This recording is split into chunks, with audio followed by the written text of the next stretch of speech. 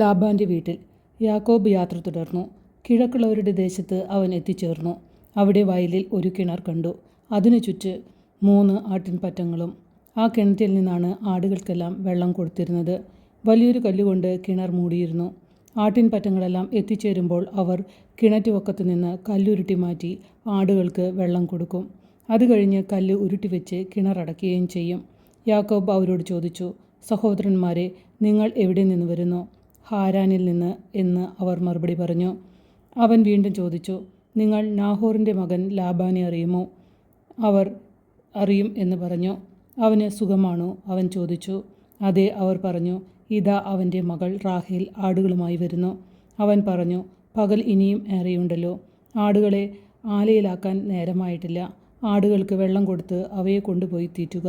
അവർ പറഞ്ഞു, അങ്ങനെയല്ല. ആട്ടിൻപറ്റങ്ങളെല്ലാം വന്നെത്തുമ്പോഴേ കല്ലുരുട്ടി മാറ്റി ആടുകൾക്ക് വെള്ളം കൊടുക്കാറുള്ളൂ.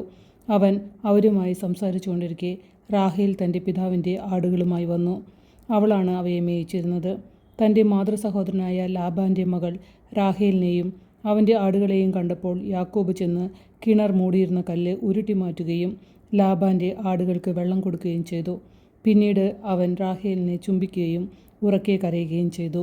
താൻ അവളുടെ പിതാവിൻ്റെ ബന്ധുവും റെബേക്കയുടെ മകനുമാണെന്ന് യാക്കോബ് അവളോട് പറഞ്ഞു. അവൾ ഓടിച്ചെന്ന് പിതാവിനെ വിവരമറിയിച്ചു.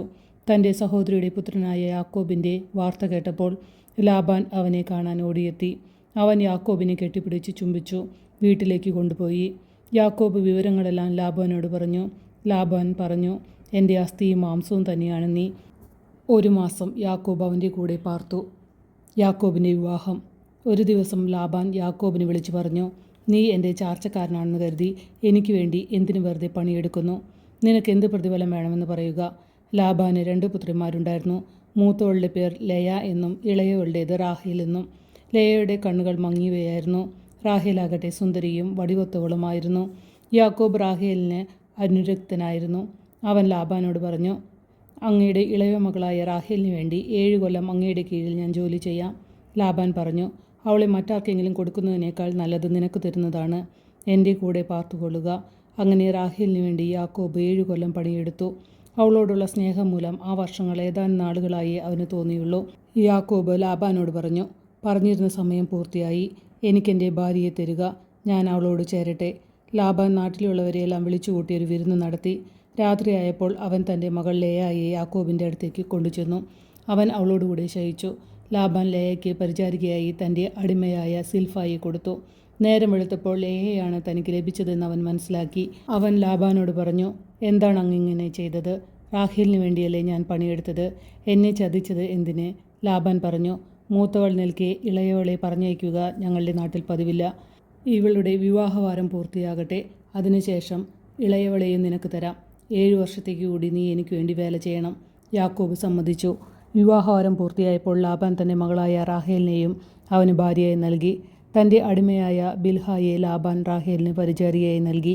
യാക്കോബ് റാഹേലിൻ്റെ കൂടെയും ശയിച്ചു. അവൻ ലയയേക്കാൾ കൂടുതൽ റാഹേലിനെ സ്നേഹിച്ചു. 7 വർഷം കൂടി അവൻ ലാബാൻ്റെ കീഴിൽ വേല ചെയ്തു. യാക്കോബിൻ്റെ മക്കൾ. ലയ അവഗണിക്കപ്പെടുന്നതായി കർത്താവ് കണ്ടു. അവിടുന്ന് അവൾക്ക് ഗർഭധാരണ ശക്തി നൽകി. റാഹേലാകട്ടെ വന്ധ്യയായിരുന്നു. ലയ ഗർഭം ധരിച്ചൊരു പുത്രനെ പ്രസവിച്ചു. അവൾ അവന് റൂബൻ എന്ന് പേരിട്ടു. കാരണം കർത്താവ് എൻ്റെ കഷ്ടപ്പാട് കണ്ടിരിക്കുന്നു. ഇനി എൻ്റെ ഭർത്താവ് എന്നെ സ്നേഹിക്കും എന്ന് അവൾ പറഞ്ഞു. അവൾ വീണ്ടും ഗർഭം ധരിച്ച് ഒരു പുത്രനെ പ്രസവിച്ചു. അവൾ പറഞ്ഞു, ഞാൻ അവഗണിക്കപ്പെടുന്നു എന്നറിഞ്ഞ് കർത്താവ് എനിക്ക് ഇവനെ കൂടി നൽകിയിരിക്കുന്നു. അവൾ അവന് ശിമയോൻ എന്ന് പേരിട്ടു. അവൾ പിന്നെയും ഗർഭിണിയായി ഒരു മകനെ പ്രസവിച്ചു. അവൾ പറഞ്ഞു, ഇനി എൻ്റെ ഭർത്താവ് എന്നോട് കൂടുതൽ അടുക്കും. കാരണം ഞാൻ അവന് 3 പുത്രന്മാരെ നൽകിയിരിക്കുന്നു. അതുകൊണ്ട് അവൾ അവനെ ലേവി എന്ന് വിളിച്ചു. അവൾ വീണ്ടും ഗർഭം ധരിക്കുകയും ഒരു പുത്രനെ പ്രസവിക്കുകയും ചെയ്തു. അവൾ പറഞ്ഞു, ഞാൻ കർത്താവിനെ സ്തുതിക്കുകയും അതുകൊണ്ട് അവൾ അവന് യൂദ എന്ന് പേരിട്ടു. പിന്നീട് കുറേ കാലത്തേക്ക് അവൾ പ്രസവിച്ചില്ല.